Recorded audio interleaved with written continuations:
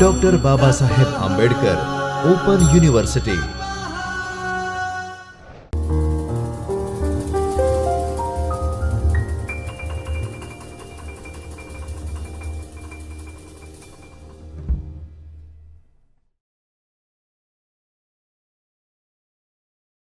Hello friends, students and learners. I welcome you to Indian Poetics video lecture number 7 on Auchitya. As I had told you earlier, there are several concepts and theories of Indian poetics like Rasa, Vakrokti, embellishment, alankaras, and so on. One of the most important theories of Indian poetics is Rasa theory, which is connected with Alankara, with Vakrokti, with Auchitya, and so on. Actually, Auchitya, the word Auchitya, comes from Uchit. Uchit means proper, appropriate, suitable, befitting. Uchit is an adjective and Auchitya is an abstract noun which means appropriateness, properness, being proper, being befitting, and so on. As we know, Auchitya is important in all aspects of life, not only in literature, not only in poetics, but in human life. When you put on some clothes, dress up yourself, it should match. Matching is necessary, befitting is necessary, properness is very necessary. And this applies to furniture, this applies to your relationship, your friendship, and so on. So the word Auchitya is a general word which is connected with appropriateness. In literature, in poetry, drama, novel, short story, or whatever genre it is, there is necessary to have appropriateness. So the idea of Auchitya should be properly understood, that there is necessity of appropriateness in all aspects of life. A proper teacher, proper students, proper atmosphere, proper books, proper syllabus, etc. are also necessary in education. In the same way, when there is a literary work, proper characters, proper dialogues or their description, narration, language, style, all these things are very necessary. So I explained it to you in a very simple manner what Auchitya is. Auchitya is not a different kind of theory. It is a general theory which applies to all aspects of human life and the entire world, entire human society, literature, and so on. We further discuss this theory of Auchitya. Actually, Auchitya is the condition of being fit or appropriate. As I had already discussed in a very simple manner, Auchitya is the condition of being fit or appropriate. It means appropriateness, yogyata, uchitata or auchitya. These are the Sanskrit words which means it is proper, it is appropriate, it is befitting. Proper matching is necessary. Proper matching is necessary everywhere. In human life, matching is very important. As I had already told you about clothes, there should be proper matching between your clothes, shirt and pants, shirt and coat, etc. In the same way, proper matching between man, that is husband and wife, that is also auchitya, appropriateness. Appropriate and proper matching in conjugal life is very necessary. One should try to understand each other and help each other, stand by each other. That is called auchitya in conjugal life.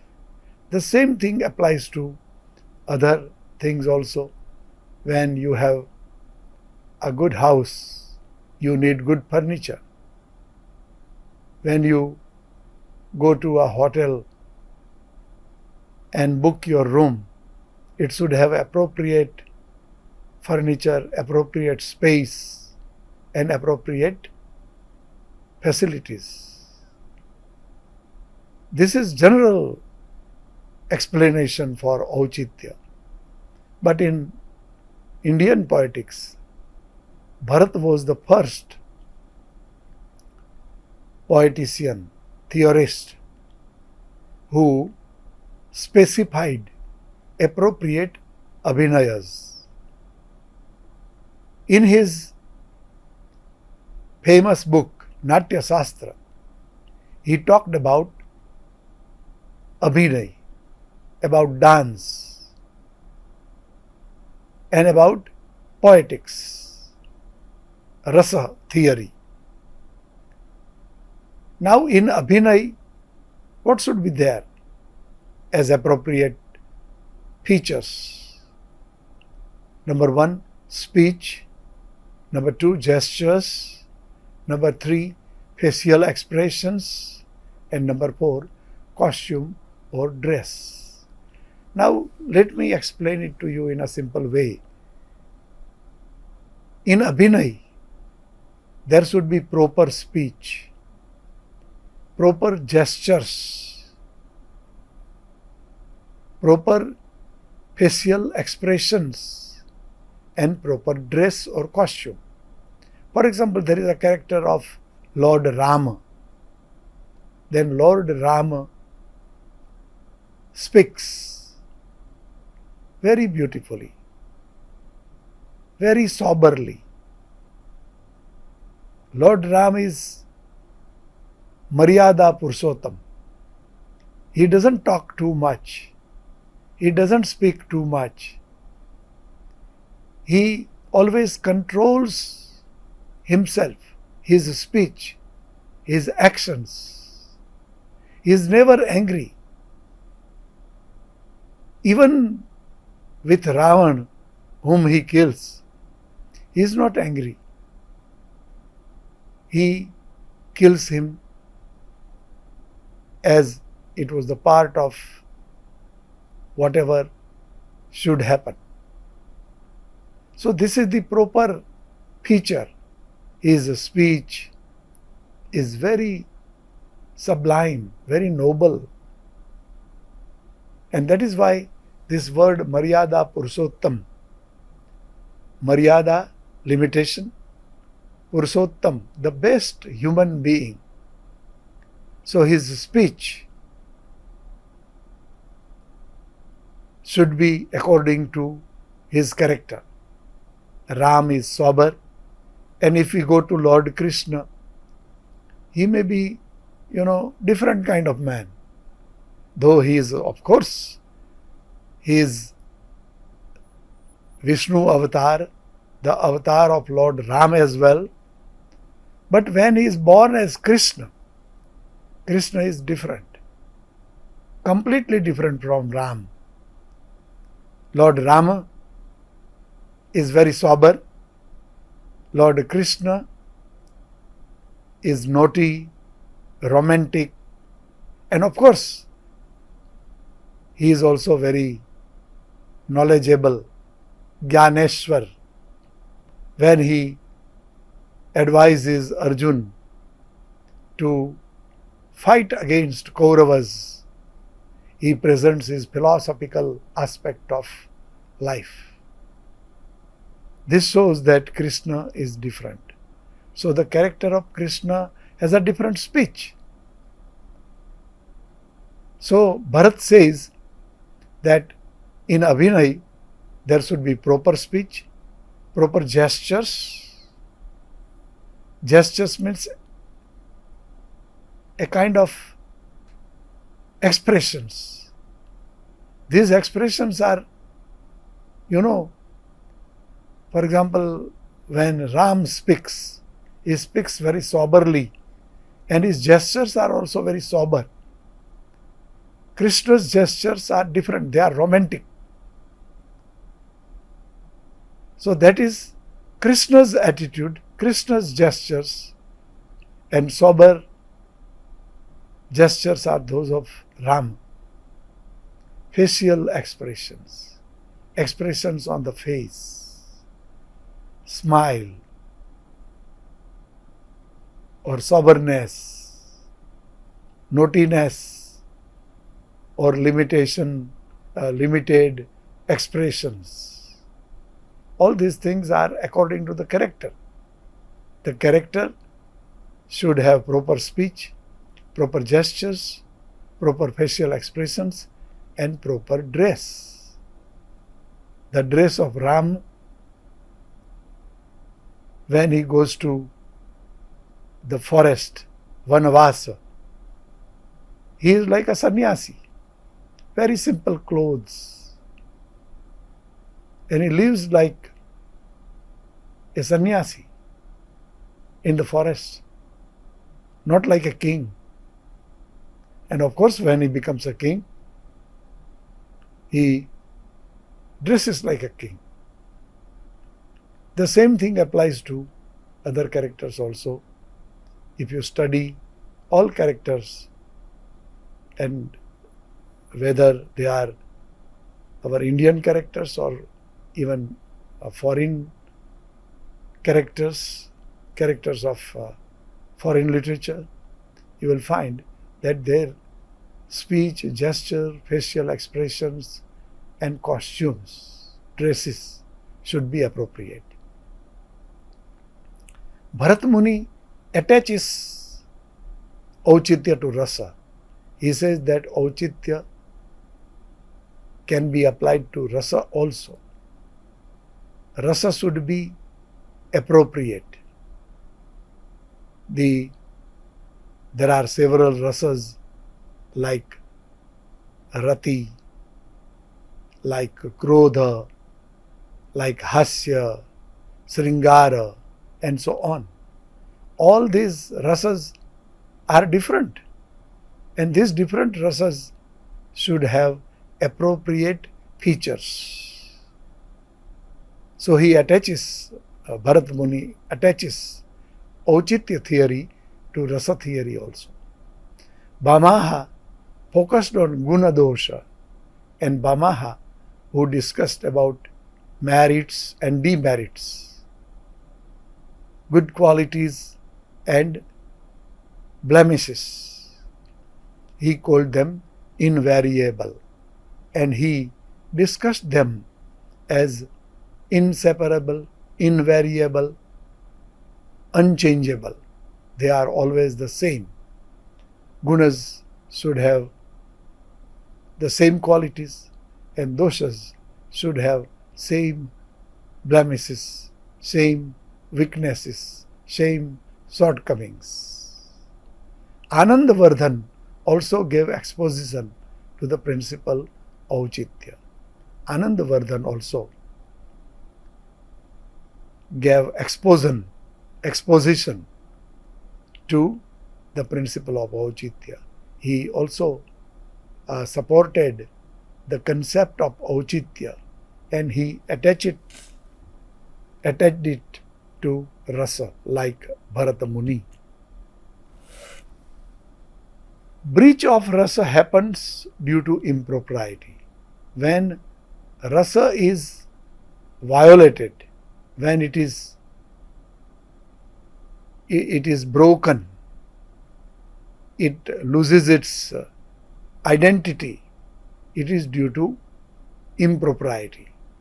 If the Auchitya is not there, the rasa breaks down. Rasa breaks down only when there is no Auchitya. Rasa happens only when there is propriety, properness, or appropriateness. Auchitya has two aspects. There are two aspects of Auchitya. Appropriateness of rasa. Rasa should be appropriate. When there is a character like Krishna, Sringara Ras or Rati, love, are appropriate to Lord Krishna. On the other hand, there is a soberness in Lord Rama, and that is why rasa should be appropriate to the character, to the rasa. Rasa theory is applied to Auchitya also. There should be harmony between dominant and subordinate rasas. Now you know that in rasa theory there are 4 important things which are called vibhava, sthai bhava, vyabhichari bhava, and anubhava. Now there should be harmony, appropriateness between dominant and subordinate rasas. There are dominant rasas and subordinate rasas, but they should be appropriate. They should be matching with each other. Vibhav means stimulating determinants. Vibhav is determinant which stimulates the rasa. Sthai bhav is a permanent emotion, stable feeling. For example, rati, love, is a permanent emotion. But what are the determinants? Determinants are the atmosphere, other characteristics that stimulate sthai bhava. Vyabhichari bhava means transitory or fleeting emotion. Vyabhichari bhava is a kind of emotion which goes very soon. It comes and goes. For example, in Rati, the lover would present his loving expression on his face, but it is not permanent. It is only transitory. He smiles, he presents love in his eyes, in his hands, in his body language, presents certain gestures, but these gestures are fleeting emotions. An anubhav means consequent response. An anubhav is resulting response. Whatever happens in the mind and the heart of the bhavaka can be called consequent response. It is anubhava or anubhava. Whatever happens when we see a loving scene in a film or in drama, we are impressed by it. It creates a kind of emotion, response in our heart, in our mind.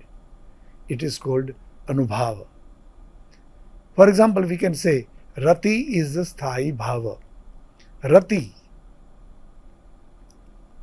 which is a kind of attachment of man towards woman and attachment of woman towards man. This is rati bhava. Rati. It is a sthai bhava, permanent. This is a permanent emotion in human heart. Not only in human heart, we find it in birds, in animals as well. So rati is sthai bhava. And vyabhichari bhavas are fleeting emotions.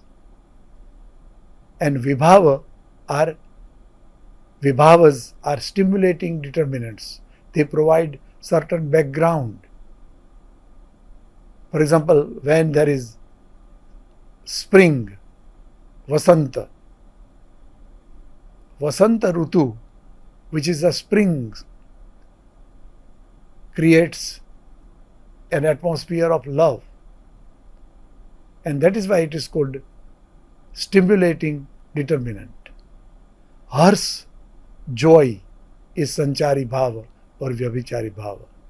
When there is happiness, joy in the mind of the lover, it is called sanchari bhava. It comes for a few minutes, not permanently. Love never provides permanent happiness. In fact, love is connected with unhappiness and sufferings also. So that is why nobody can say that love is something that gives you happiness only. It doesn't give you happiness, but it may create tragic or tragedy as well. So hers is a sanchari bhav which comes and goes, and it may be replaced by sorrow, it may be replaced by separation, it may be replaced by desire for the lover, for the beloved. And anubhav is the resulting emotion, and anubhav is the experience in the mind of in the heart of the bhavaka, reader or spectator or listener. Udipan vibhav is obvious in composition. There should be appropriate setting. Udipan is catalyst. It is appropriate setting in literature. In any composition, there should be proper background, proper setting. I can give you an example of a very famous story by Premchandji, very famous Hindi writer. In his story Kafan, Shroud, he describes two poor persons, father and son, but both are so poor, so lazy, that on a particular night they are very hungry. They don't have food because they were very poor. So they go to a field somewhere and steal sweet potatoes.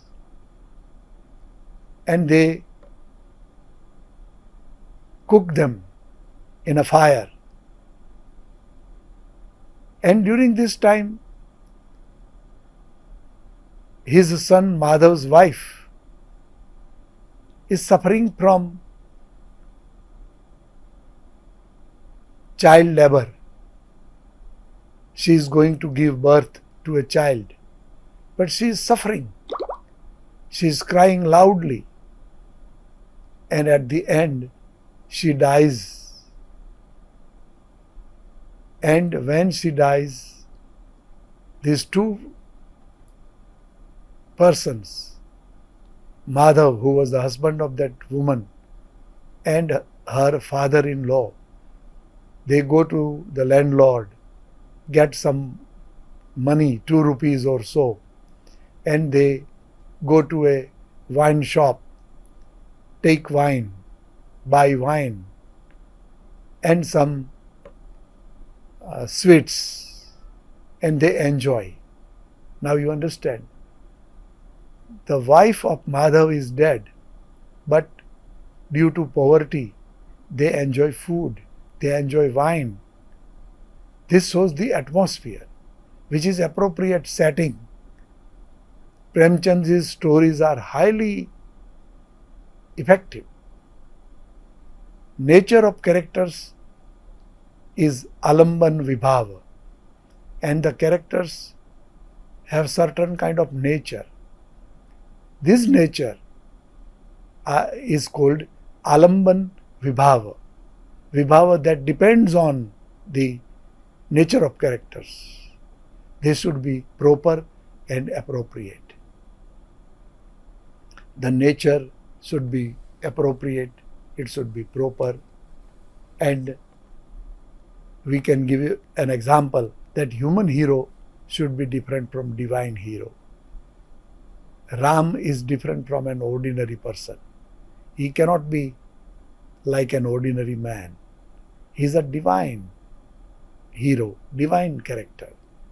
Hanumanji jumps over the ocean. No human character can do that. Now we know that Hanumanji jumps over the ocean and goes to Lanka. It is not possible for any human being. Only divine character can do that. There are 3 grades of characters: noble, middling, and lowly. There are 3 types of characters: noble characters, ordinary middle type character, and ordinary lowly characters. Emotion of love is common for all. The emotion of love is experienced by everybody. Love should be pure, free from lustfulness. Pure love should be free from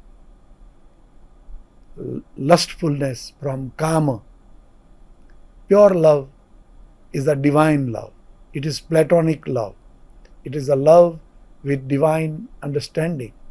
So it should not be physical. It should be spiritual. Anandavardhan finds fault in Kalidasa's Kumar Sambhav, which is a story of Lord Shiva and Parvati. But in Kalidasa's Kumar Sambhavam, there is a almost lustful description of Parvati, and that is why you understand that we consider Parvati as Adya Shakti.